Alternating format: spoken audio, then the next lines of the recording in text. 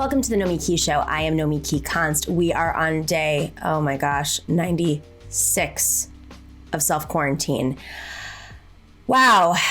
Just when we thought we were getting over the hump, that we've leveled the curve, here we are, almost 100 days into COVID at the time of this taping. And I am sitting at one of the epicenters here in Arizona. There are spiked rates all over the country, especially in red states where they have opened up the economy. And we've just witnessed Donald Trump host a rally or attempt to host a rally in Tulsa in which barely anybody was wearing a mask and they were being shoved in like sardines at the entrance point. And this is where our country is. This was a day after the celebration of Juneteenth, which emancipated those enslaved in the United States after the Civil War. It was not a dog whistle. It was a ginormous FU to everybody who's out there organizing, to the generations of organizers, to the legacy of slavery in this country, the horrible history that our country has yet to reckon with. And Donald Trump, instead of being sensitive, being understanding, being presidential, or even silent, honestly, he listened to his advisors who are aligned with the Nazi movement. So that's what's on the line right now. Meanwhile, Joe Biden has been putting together his presidential picks, his vice presidential picks. He is putting together his transition team, as was just announced today, transition team meaning into the presidency. So we have a leadership deficit in this country. And I really, looking back at history, of course, I was not alive, and few of us were old enough to remember or see what was happening in the 60s during the civil rights movement. But so many of our leaders were killed, were targeted. So many politicians, whether it was locally or nationally, and of course, movement leaders like Malcolm X and MLK Jr., the leaders were being attacked then. And now we have silence among our leaders who are supposed to be on our side.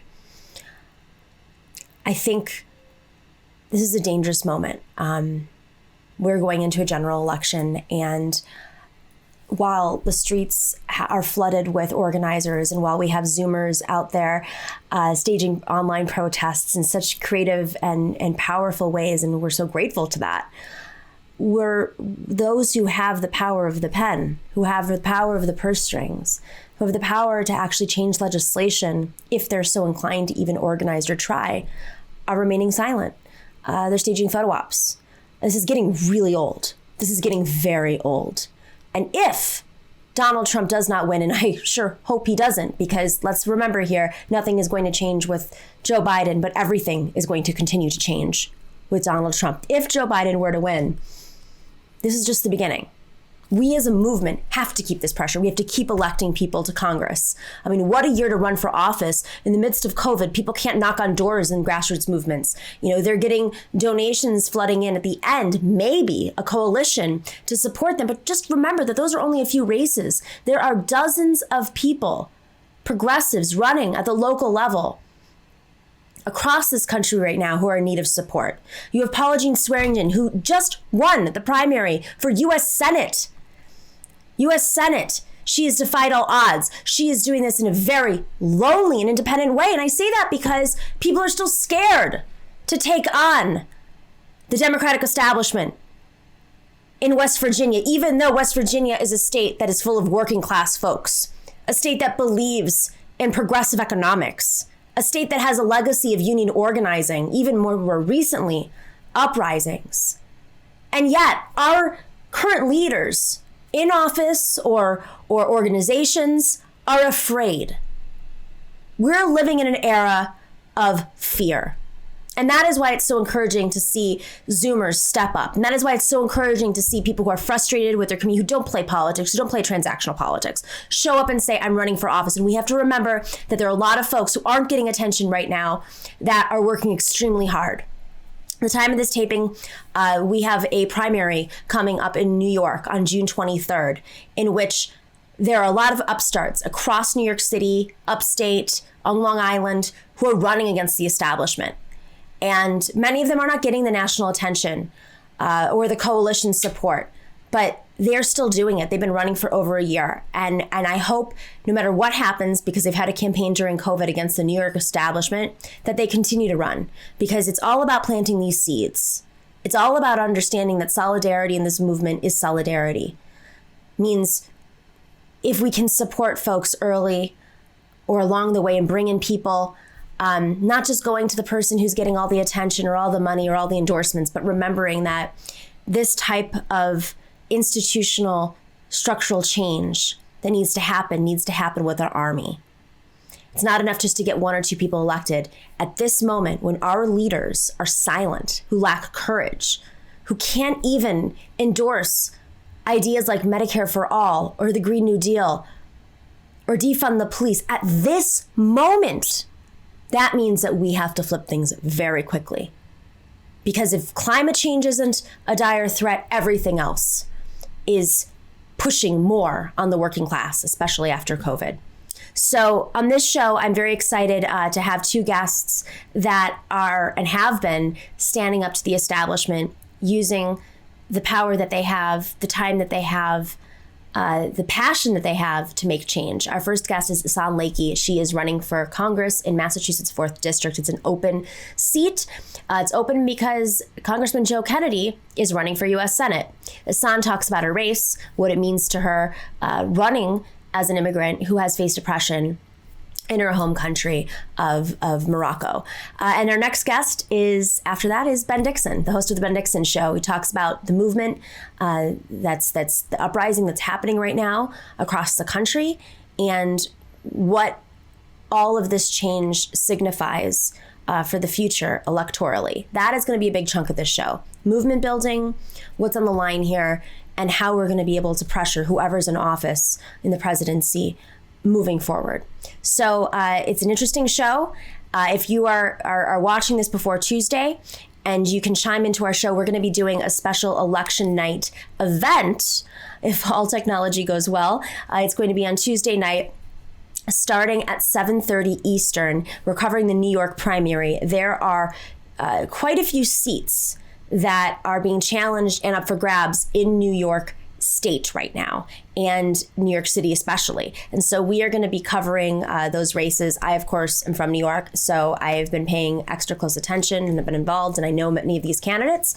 We'll have a couple of them on as well to talk about what's happening, maybe before or after the results come in, but we'll have some guests on who are experts in New York politics, and we'll be talking about the implications of all these races, of wins, of losses, what the machine looks like in this era. Of course, Tammany Hall was based in New York, and the machine politics was really nurtured in New York City.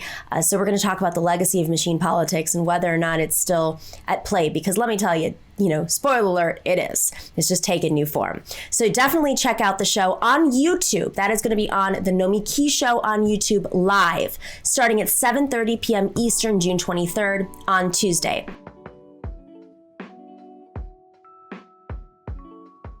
In our ongoing series, introducing you guys to matriarch candidates, we are excited to introduce you to Ihssane Lecky, who's running for the 4th District of Massachusetts for Congress in the 4th District, which is an open seat.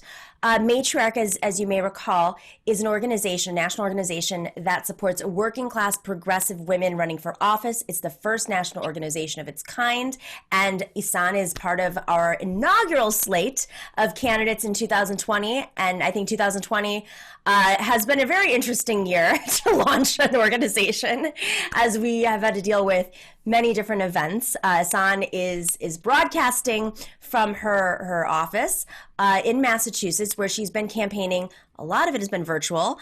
I can't imagine what it's like right now going through all this, but I want to say thank you so much for joining us. And I mean, just from the get-go, this race is crazy. This was Joe Kennedy's seat. He's now running for U.S. Senate against Markey, who's a progressive lion in Massachusetts. And now you have an open seat. But you've been running for a while. So can you talk about what inspired you to run against Joe Kennedy in the beginning? Well, thanks, Nomiki, for having me. It's great to be a member of the matriarch community. I had started this race last year after frustration after frustration. I'm an immigrant, and I'm a mom, and I'm a Wall Street regulator, and I take things really seriously when it comes to representation. To see, to be a working mom who's also taking on the fight for Medicare for all, the fight for the Green New Deal, while having a representative who's supposedly progressive, and to push him on these issues, to push him even on impeachment, to push him on, on stopping to take money from the same banks that I was regulating. It just made me feel that I have two full-time jobs, and I would rather just have one, which is being the representative of the people, who doesn't need to have, a movement of children outside of the office demanding that we do something about climate change and justice. So that's, that's part of why I decided to challenge Congressman Kennedy. But there's more to it. There's more to it because of my lived experiences as a survivor, as someone who, came to this country looking for freedom and for opportunity, and was slammed into the spiral of poverty as soon as I got here. So I want to fight for the most vulnerable in my district, and will continue to center their voices as we legislate. So you talk about coming here, immigrating to the U.S., and of course, Trump, when taking office, he immediately put a ban against all Muslims and, other folks. It was one of the most outrageous moments we've seen of his presidency, and that's happening every day. There's quite a few outrageous moments. You come from Morocco, and, Northern Africa has seen a lot of turmoil over the last, really throughout history, but especially the last in terms of democracy over the last decade or so. And, you grew up in a very different environment than most Americans. One thing I've noticed, and I'm sure a lot of other folks have, something that's important to us at Matriarch, is we're supporting candidates that have lived experience that's really coming out through their candidacy, and we have no doubt that those lived experiences are going to be prioritized when they're elected to office. And so, you have lived experiences as Ilhan Omar, who's a refugee. When she goes in and she talks about foreign policy, it is through a lived experience. It's not through transactional politics. It's, her community's lives are on the line. When she talks about COVID now, her father passing away on the frontline community, she's going to be talking about it from a lived experience. And the negotiation points are very different than, say, someone who, even if they're on the right side of history, even if they're progressive, someone of privilege. And I think what's so shocking to me is seeing someone like Joe Kennedy, whose legacy, his family legacy, has been, more or less progressive, to see him move so much to the center in moments when the lines could not be more clear. So, your lived experiences in Morocco, can you discuss a little bit how they've framed your perspective on politics here in the United States? Well, I feel like when I came here, I expected more for sure. I expected definitely, at the very least, freedom of speech, because where I come from is different. When you speak up, you aren't safe to speak up. Generations before me, in my family, my uncle wrote political poetry in the 70s, and he disappeared through, the secret police took him for 3 days, and he came back electrocuted, raped, and was never himself again. That experience really put a dent into my family, dealing with his mental health, not having access to mental health to help him with treatments. He was a public school teacher. He lost his job. It was really a wreck on our family. Yet it didn't stop me from demanding justice. When I was in high school, I organized a peaceful walkout during the Palestinian Second Intifada, demanding rights for the Palestinian people. And as soon as we walked out of the high school, the police beat us up and they took my friends. And I remember how I felt in that moment, right? And so what I'm starting to see in our country right now is reminding me of that experience. And I just can't have that happen here. Because if we don't have our freedom of speech, if we don't eliminate police brutality and the killing of Black people, we are going to lose our democracy. And if we lose our democracy, we aren't going to find it anywhere else in the world. So this fight is truly personal to me. Wow. And we're not going to find it anywhere else in the world. Wow. You've been a big advocate for the Green New Deal, as you mentioned, Medicare for all. You've organized in your community. How does that play out? I mean, you know, you're in a crowded primary. Is everybody now suddenly, because it's Massachusetts, which is fairly progressive, are they all supporting you? Well, it is Massachusetts, and it is progressive, and it is, you know, there's a lot of establishment politics. And also, you know, when you have a representative in a district like mine, where there's, you know, gerrymandering, where we have some of the wealthiest towns and some of the poorest towns grouped in one district, and where those who make the decisions are those with the big checks. They already select who's going to be next for the seat. The working class isn't activated, right? So they haven't been reached out to. I've spoken with people who've said nobody had knocked on their door for 40 years. Wow. Because there is that reliance on who's who and who are the super voters and who's going to agree with the last name of who.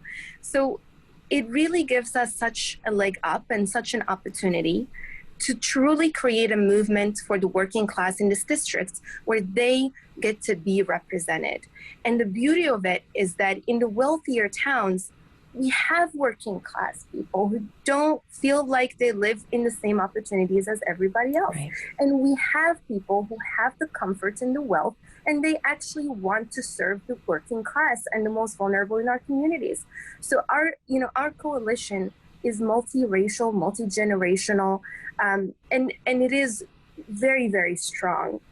So our chances in winning the seat are high, and you know, we are calling on everyone to just join in these last few months of the campaign. Yeah, it's you've definitely cleared out the progressive lane and with a real progressive message, and it's powerful because now you have Representative Kennedy challenging Markey, who is progressive. So are you seeing that there's newfound excitement because people realize Massachusetts, whoa, hang on a second, we're going to lose our progressive senator from a centrist who has a name? I mean, do you feel like it's sort of working to your benefit that people are now enlightened as to what's on the line here? You know, Massachusetts is being really challenged because there is loyalty to the Kennedy name, but there's also a revolt to having anybody's last name matter in the political system. In a true democracy, our government would actually be representative of all people. That it wouldn't matter what your last name or what your wealth is if you're going to be a representative. That you would not take money from corporations and from their PACs and their lobbyists, and you would wholeheartedly have 100% the interests of the people. I think that the fight for the Senate seat comes down to the Green New Deal. When I was pushing, my own congressman on the Green New Deal, he was one of the last people who signed on it, and he immediately called it a pie in the sky. And we are in a climate emergency. You know, throughout his public service, people in my district have been repeatedly demanding that he pays closer attention to climate justice and that he actually acts boldly on climate justice. But that hasn't been happening, because how could you do that if you're invested in Ihssane, if you are, if you're being a mediator between progressives and the corporations? Yeah. We don't need any more mediators between progressives and corporations. We need regulators of the corporations to be the ones who are representing us. We need regulators because I've been on the side of the people and of the working class since I came to this country, because I come from the working class. My father was a public school teacher. My mom was a farmer. We lived paycheck to paycheck. I lost my father because we couldn't afford his health care. I was only 13 when I lost him. I understand the hurt and pain of the most vulnerable in our community and will reflect that in the way I would legislate. You decided when you came to America to focus your career and your studies on regulating Wall Street. Tell us a little bit about that. Well, when I came and I took, sub-minimum jobs, I faced sexual harassment, I faced wage theft. I saw that unions, the union movement was not as strong as it used to be. I couldn't have protection. I was in a car accident on the job, and the first thing I say, please do not call the ambulance, because I'm afraid of deportation and I'm afraid of the medical bills that would follow. Those experiences had, they made me feel puzzled. Why is it that in the richest country in the world, we have poverty? Why is it that we have not abolished poverty? Right. And the reason why is because Wall Street has so much power that it became our government. Right. It bought our government. There is a revolving door between Wall Street and government, and also the federal regulatory agencies that are supposed to be neutral, right? And so in the aftermath of the 2008 financial crisis, I saw how people were stripped from their jobs, from their homes, from their livelihood. And I was just committed that I'm going to lead this fight against those same big banks that have wrecked people's lives. Yeah. So, and I built my career to do that.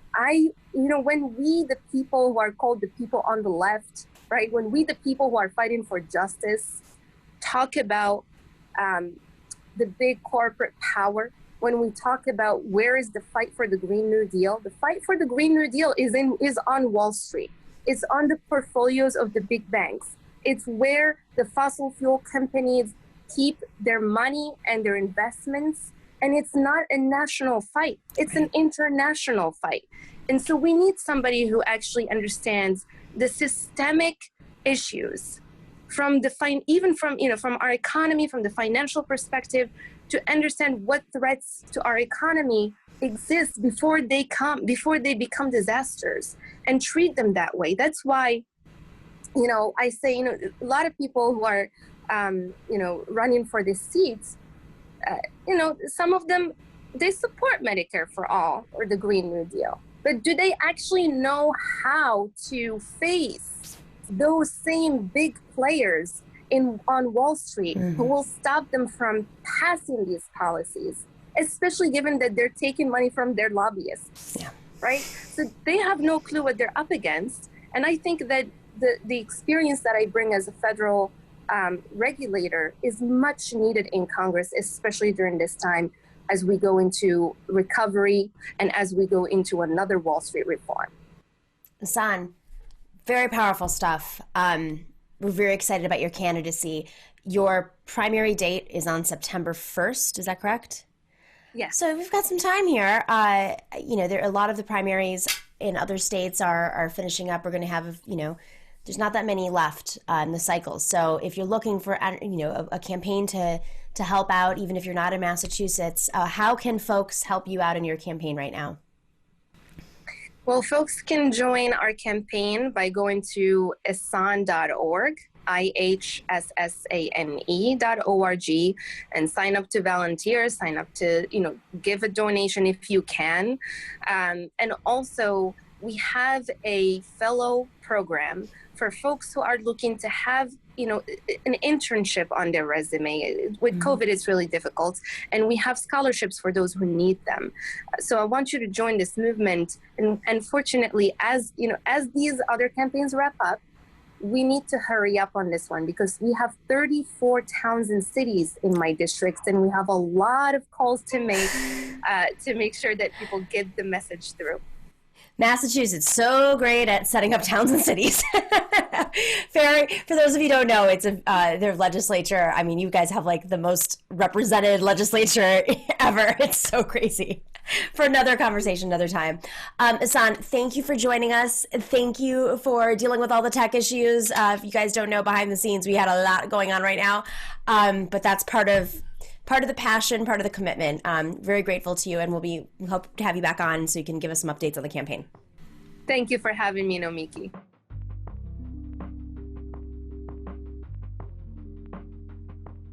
Thank you for watching and listening to the Nomiki Show. Make sure to click like and subscribe on YouTube and share with everybody on social media. And of course, if you're not a patron already, please join us on patreon.com/The Nomiki Show for as low as $5 a month.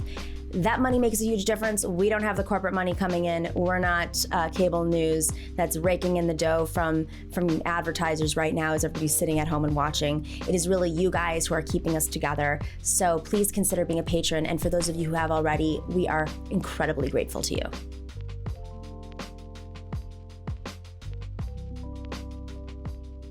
Our next guest really doesn't need an introduction. You probably already know about him. You probably follow him. You probably watch him. Ben Dixon, thank you for joining us. And you're not in studio, so my God. No problem. Yeah, thanks for having me. Yeah, I just decided to take it outside for a change, do a little something different on Father's Day. Happy Father's Day, by the way. For those of you who are watching later, we're filming this on Father's Day. We're also filming this the day after an insane rally that Donald Trump's team thought was going to sell millions of tickets. Yeah. And they, it wasn't even a dog whistle. It was like a white supremacist rallying cry. But, maybe it revealed that not as many white supremacists were willing to show up and get COVID. Yeah. What are your thoughts on what happened? Yeah, I think it's a combination of things. I think Donald Trump overestimated the number of people willing to risk their lives for his racism.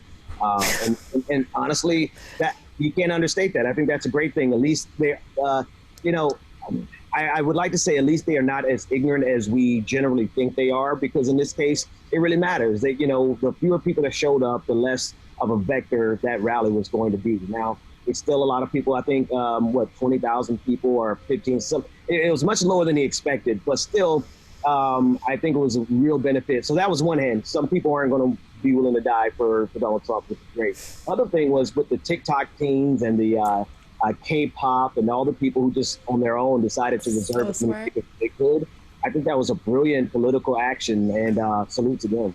Yeah, I mean, if only Joe Biden's team could figure out how to use Zoom, maybe they would evolve into understanding how to mobilize the K-pop teens.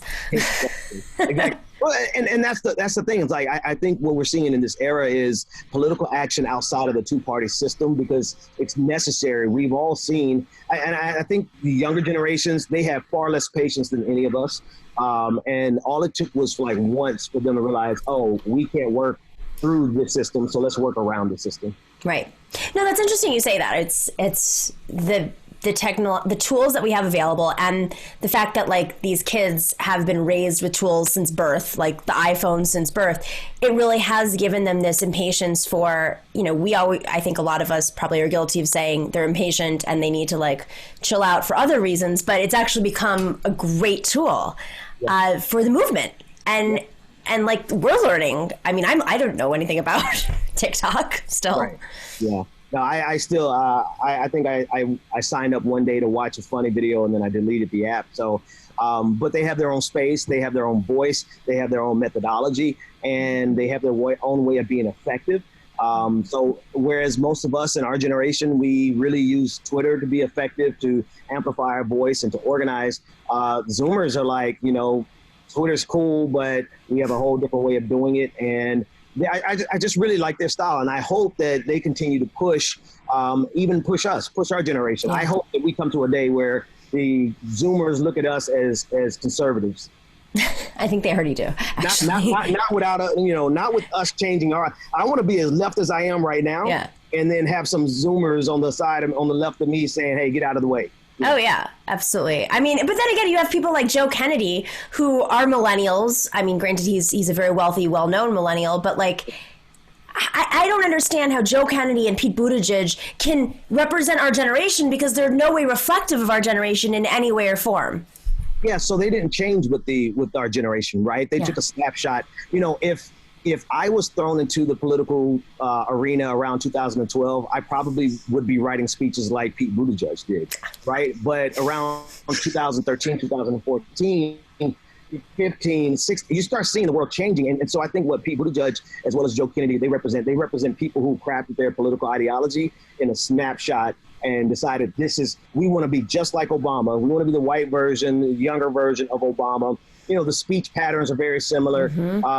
And so they just took a snapshot instead of continuously evolving. And I think politics, as well as life, just requires that we continuously evolve. And that's why Pete Buttigieg was so out of touch. Nobody really was feeling him except the people who was getting paid by him. Yeah, exactly. And those people at the dances.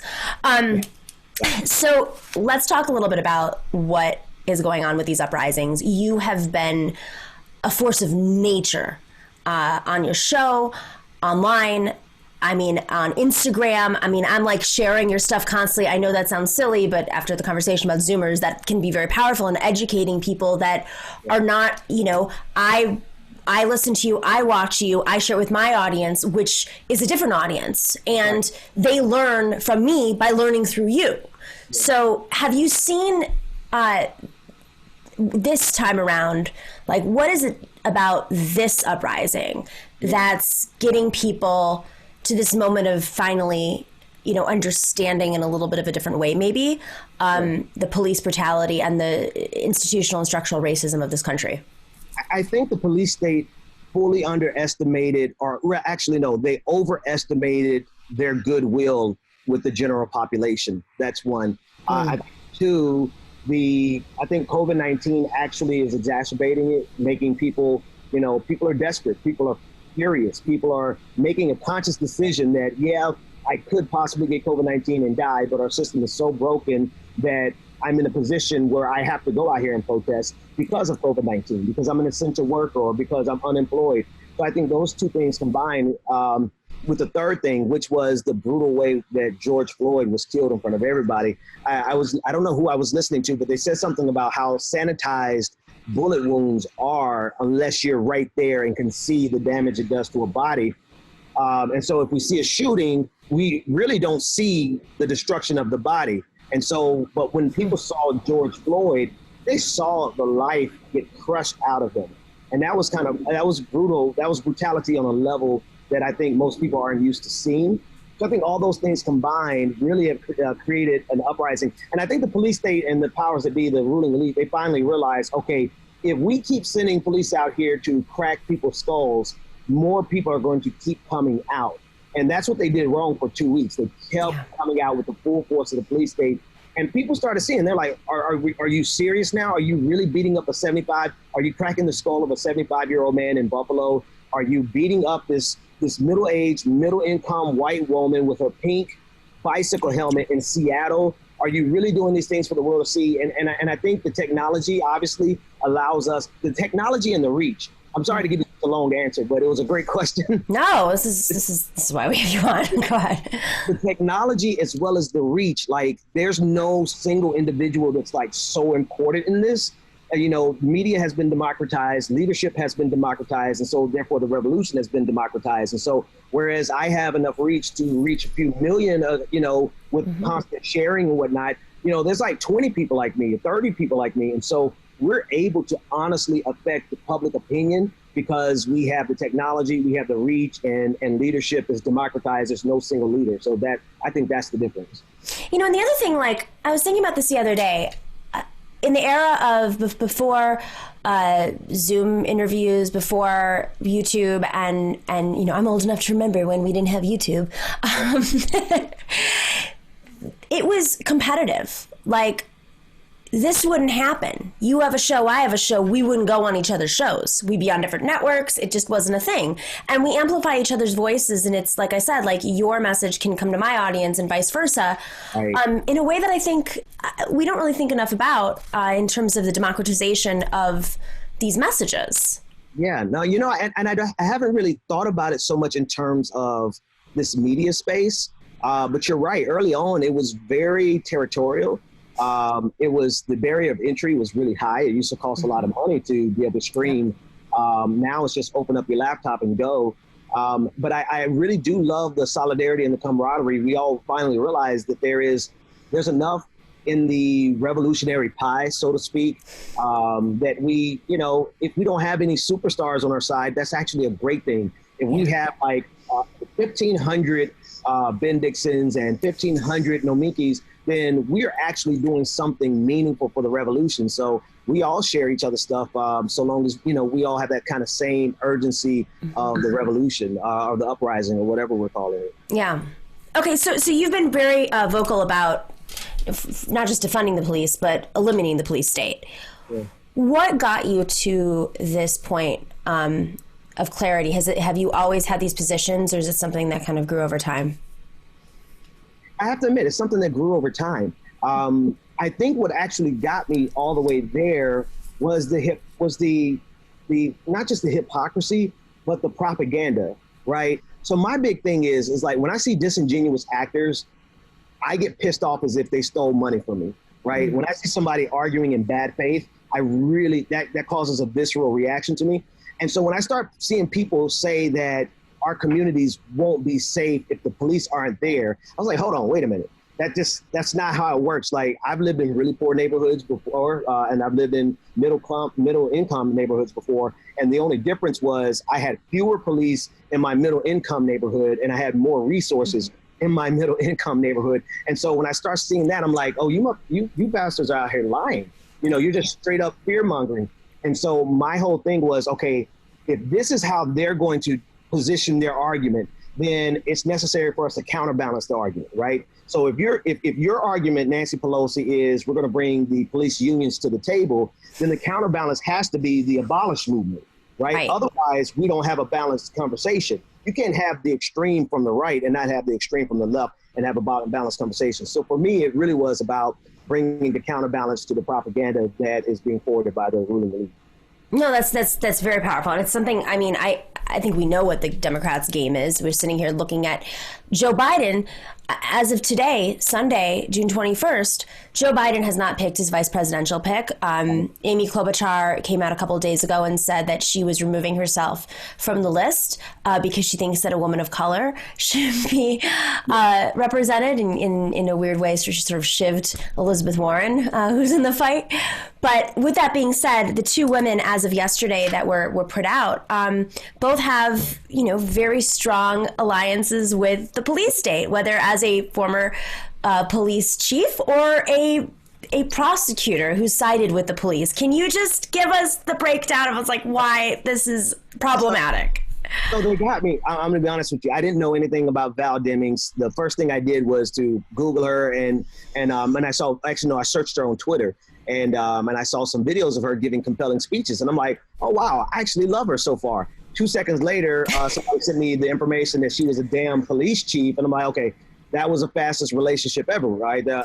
Because how could you, in an era where we are saying defund the police, bring us someone who is literally a cop, right? You have the figurative cop in Kamala Harris, right? And then you have the literal cop in Val Demings. And the thing is like, they're trying to wrap it in identity, right? And I honestly, like, Val Demings, to me, she does remind me of like a sister I would have gone to church with. You know what I mean? She has like strong Black cultural vibes, far more than Kamala Harris. Kamala looks like she's trying to learn how to be Black. Val is like, no, I'm authentically Black, but she's also authentically a cop. So I think the Democratic Party has really missed the ball on this one. And I'm trying to decide, like, if it really is a choice between two cops, you know, which cop is a lesser evil. And honestly, I don't know if either one is a lesser evil. I just know K-Hive is a greater evil. So I don't know. I still might throw my weight behind Val Demings just to stick it to K-Hive. I'm joking. No, but I mean, it's infuriating. I'm personally, you know, very emotional about this. I think there's a very real chance that if Joe Biden were to win, and if he wins, it's because Donald Trump is on another planet right now, electorally in terms of strategy. Although, you know, let's not forget that he had fake offices set up all across the country in 2016, and he still came in with a win because the Democrats were asleep at the wheel and weren't excited. So if, say, Joe Biden wins, there's a real chance that he won't be running for re-election and the vice president will be the next nominee. And the country will be much more reflective because, we have to keep in mind here that this is generational warfare. You have a small group of people in a few states that are holding our country hostage because they're over a certain age in electorally advantaged states because of the Electoral College. But you have this rising force of progressives that we're seeing on the streets led by, younger people under, say, 50. So whoever is the vice president is probably going to be president.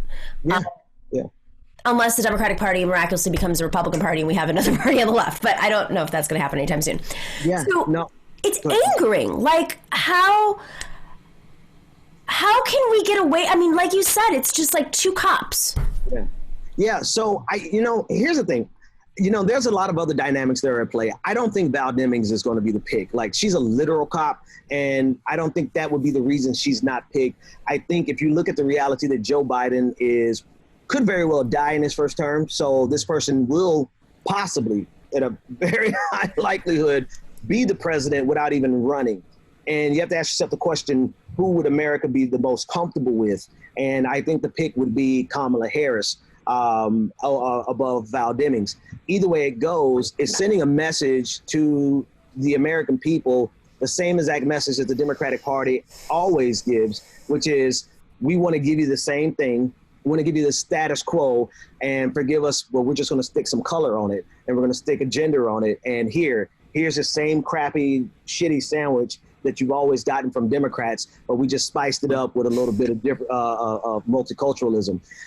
So what does that mean for the rest of us? That means that we really look at the power that we've amassed outside of the political power, the two-party system, outside of the electoral process.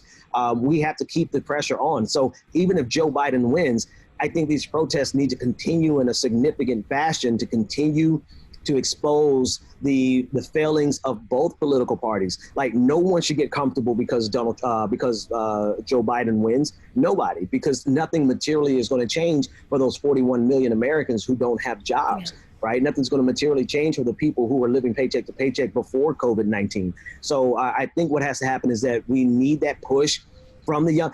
Some of the largest protests were organized by very young people, like people in their teens, in their early 20s. So I hope that Zoomer spirit that is pushing a whole lot of activity, and younger millennials, I hope that they continue to push it. And people like me, people like you, those of us who are like, older millennials or really, really young Gen Xers, we can continue to amplify their voices and amplify some of their strategies, take the best of their strategies and amplify the hell out of it. Because at the end of the day, we still have platforms and we still have lived experiences that, are powerful, and the good, the proper politics.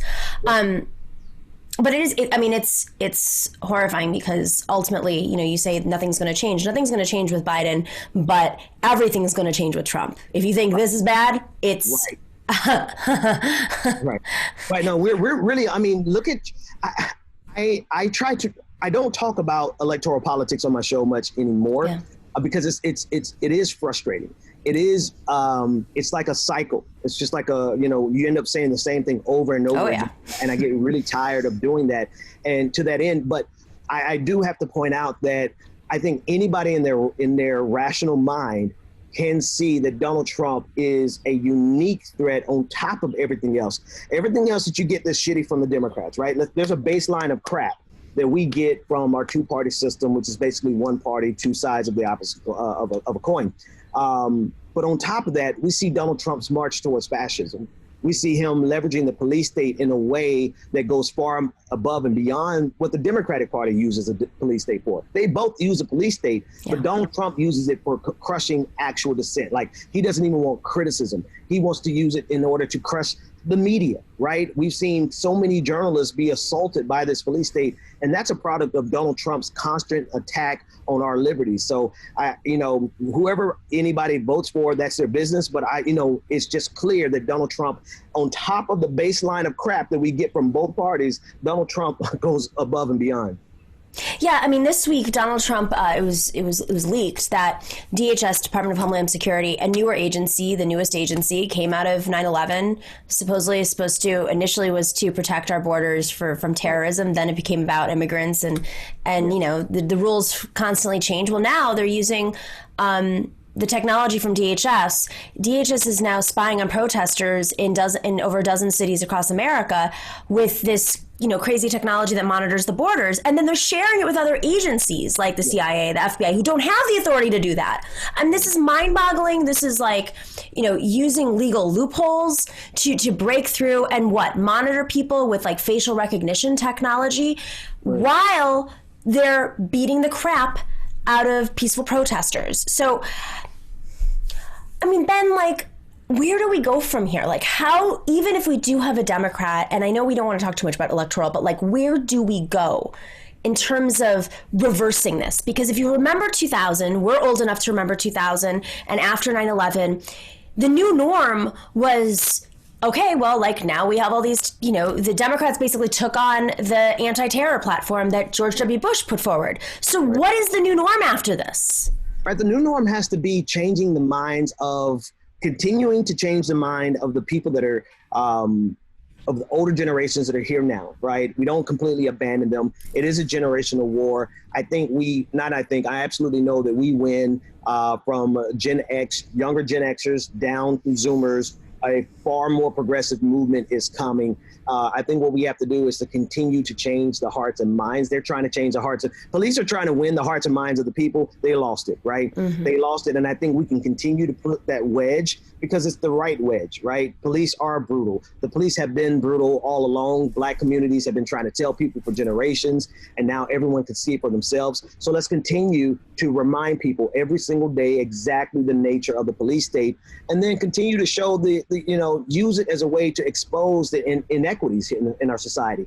$115 billion a year. That's $315 million a day that we spend on police across this country, right? Instead of education, instead of housing, instead of Medicare for all, instead of all the things that would create the conditions that would reduce crime.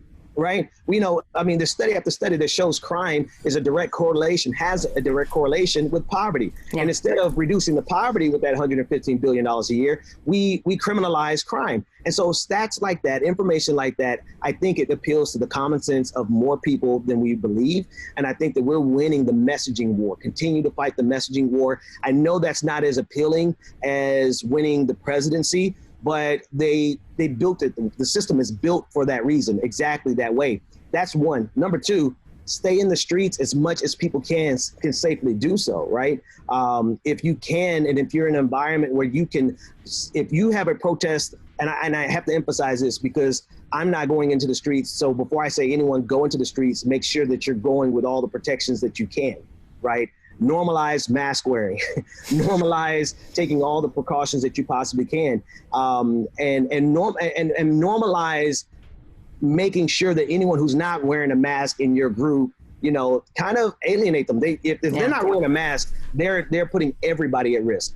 So if we have all of that set, and that's a baseline, everyone is safe from COVID-19, then I think we have to continue to protest, especially when Donald Trump loses and Joe Biden gets in power. Otherwise, people will start going to brunch again, and things will go back to normal again, which is really bad for a lot of people.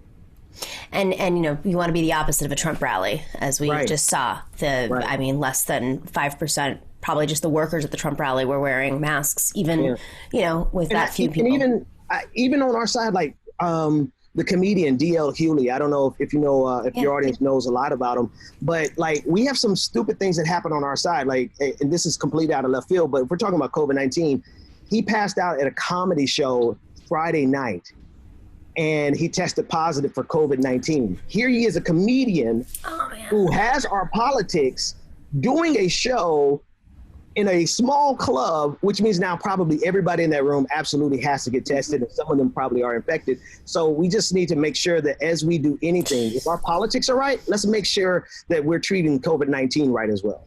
Yeah, it comes down to, yes, some states are opening up a little bit here and there, but remember, it was one guy in New York from Westchester who spread it throughout New York City because he went, to a religious gathering, and there's thousands of cases still happening a day. So, you gotta, everyone's gotta be wearing these masks. If you're gonna go out, be in fresh air. Don't be inside, especially not for more than 3 minutes or so, and make sure that you're protecting those around you that are vulnerable. I mean, there's reasons why some of us don't go out on the streets, and thank you to those who can, because there are many of us who can't, who have families and vulnerable folks in our immediate presence. So Ben, I just before we wrap up, I am so curious, what inspired you to start your show? It was a couple of things. That's a great question. I don't get to talk about it often. That's why I asked. It's a combination of being frustrated that I didn't have a voice at some critical moments. When Trayvon Martin was killed and the trial happened some years later, I wanted to be able to say things, but I had not spent any time building a platform. So it was frustration about not having a voice. Then two, it was like my brother convinced me that I actually had something valuable to say. I thought what I had to say was kind of like commonplace. And turns out it wasn't. I mean, there's a few of us, right? There's like 6 or 7 of us who carry the same kind of analytical skills in terms of politics. But I think everyone has a unique voice once they find that voice. And then lastly, my wife just got tired of me talking about politics around the house. So she really encouraged me to go ahead and get a microphone and start podcasting. Isn't that funny? So and then you see what happens is, I don't know if you have this experience where, okay, so you do this all day and then, you do other shows too, like ours. So much of your day is spent like, online talking politics. And then now people know you as someone who talks politics. So everybody wants to start conversations with you and you're like, oh my God, I'm so burned out. Please. I'm just trying to have a drink.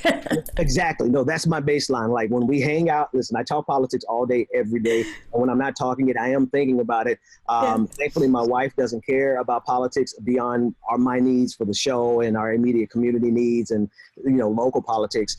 So she doesn't talk to me about electoral politics at all, which is great. But like whenever I do anything with like my patrons or supporters, it's like, we're coming to party. Like, I don't want to think deep. When we get together, we're not going to do a panel. We're not doing a panel discussion in our live shows. No, we're going to party at my live shows. That's what it'll be when COVID-19 is over. Exactly. Hopefully sooner rather than later. Yeah. Awesome. Ben, you are a service to the world, to the community. Thank you for what you're doing. As someone who is starting up a show myself, man, it is hard work. And kudos to you. Props.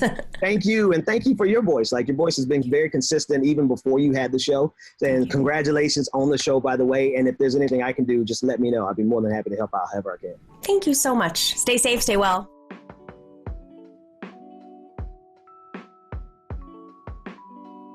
Thank you to Ihssane Lecky and to Ben Dixon for joining this week's show. And thank you to guys who are showing up on the streets right now. We are grateful to you. Make sure to take extra caution. Wear those masks, super important right now. And be careful around any vulnerable people that you may be around at home. But we want to thank you for showing up and for organizing and doing the hard work. Special thanks to Dorsey, Kelly, and George from our team. Be safe, be well, and we will see you next week.